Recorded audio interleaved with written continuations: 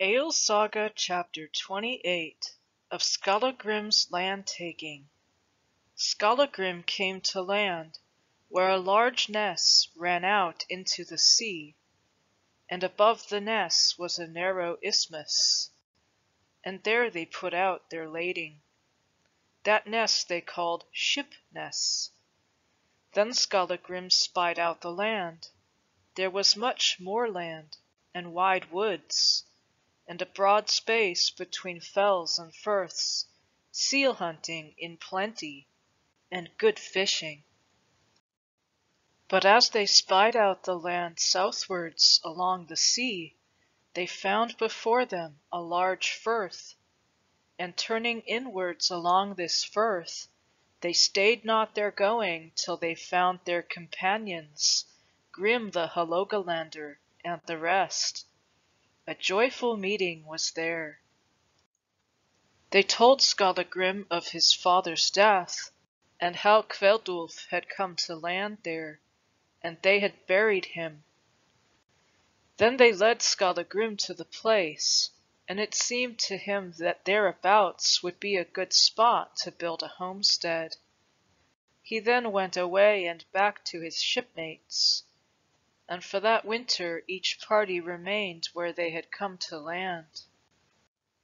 Then Skallagrim took land between fells and firths, all the moors out to Sealloch, and the upper land to Borgarhraun, and southwards to Hafnarfell, and all that land from the watershed to the sea.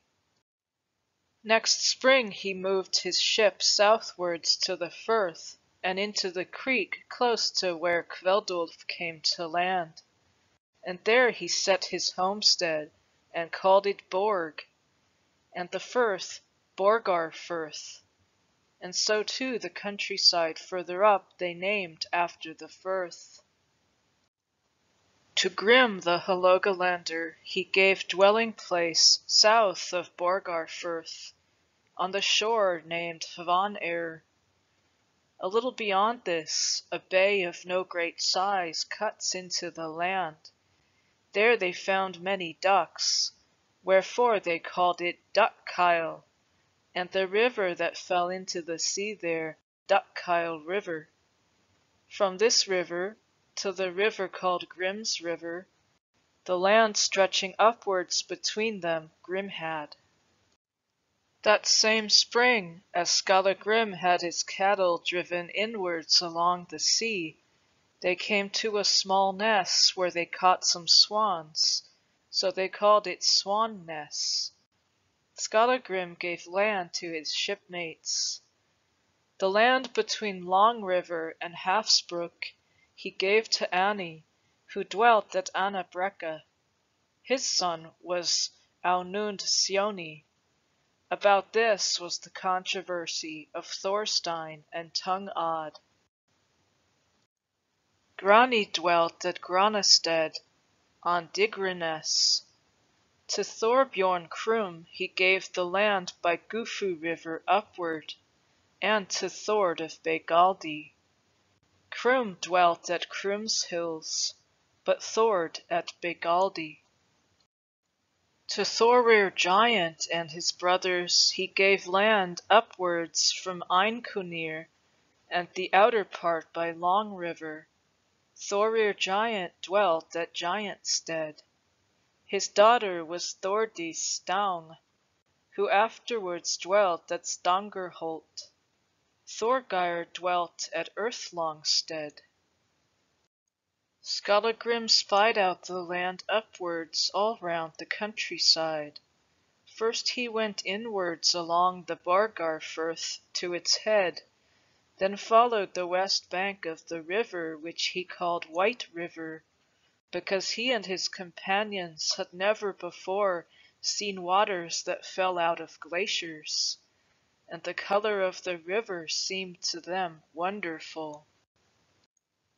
They went up along White River till the river was before them coming down from the fells to the north. This they called North River, and they followed it up till yet again before them was a river bringing down but little water. This river they crossed, and still went up along North River.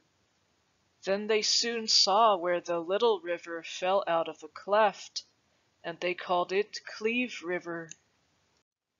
Then they crossed North River and went back to White River and followed that upwards. Soon again a river crossed their way and fell into White River. This they called Cross River.